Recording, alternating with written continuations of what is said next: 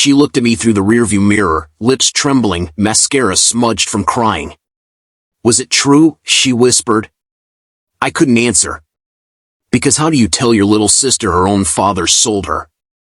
For $5,000? Name's Griffin, 32, full-time mechanic, part-time invisible man in a town no one's ever heard of, Ridgevale, Oregon.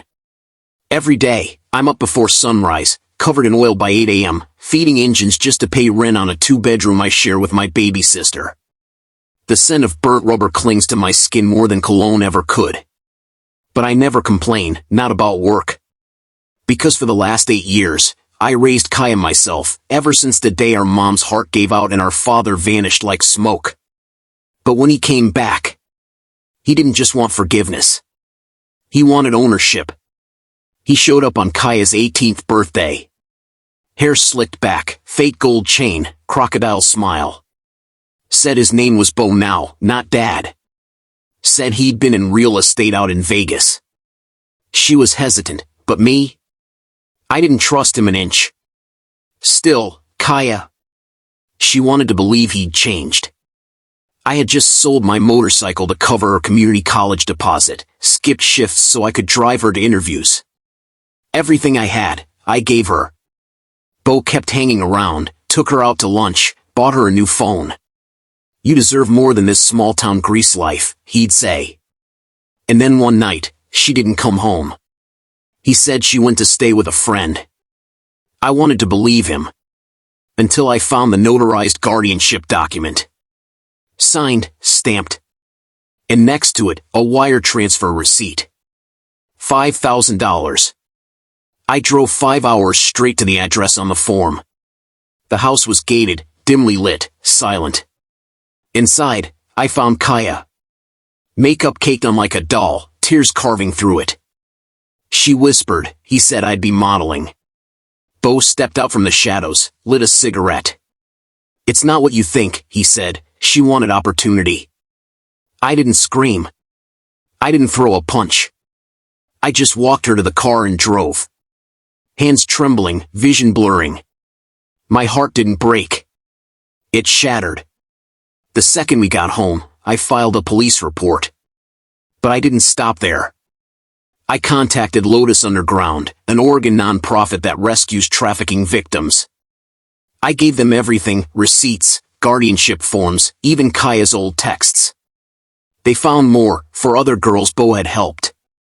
I watched Kaya sleep that night, curled on the couch like she was 6 again. And I promised myself. He's not just going down. He's going to vanish like he made us vanish. Bo blew up my phone the next morning.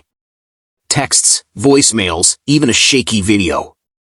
Griff, you have no idea who you're messing with, these people don't forget. One message read. Undo this. Or we both lose everything. I just replied. Already lost it. The police raided his motel that night. Footage leaked, mugshot went viral. Kaya's phone buzzed non-stop. But she didn't flinch. She just held my hand. And I realized. She wasn't broken. She was waiting to fight back. 2 weeks later, our town held a trafficking awareness fundraiser. Kaya asked to speak. She stepped onto that stage, voice shaking, eyes locked forward. She told the crowd what Bo did. How he sold her to investors. How she trusted him. Because he was Dad. She named him.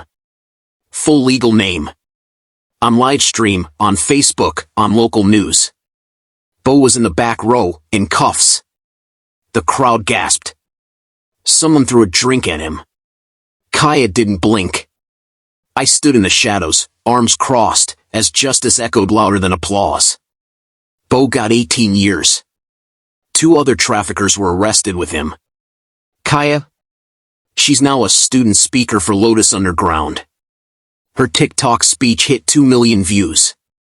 And me? I still fix cars. Same shop, same tools. But now, when I wipe the grease from my hands, I feel something different. Peace. Because blood doesn't mean family. Truth does. Last night, Kaya and I sat under the Oregon rain, warm coffee in hand, porch light buzzing behind us. She leaned her head on my shoulder and said, "I finally feel safe. So here's what I learned. You don't let evil win just because it shares your last name. Tell me in the comments, what would you have done if this story shook you? Subscribe for more real stories that matter. You're stronger than you think, and no one takes that from you."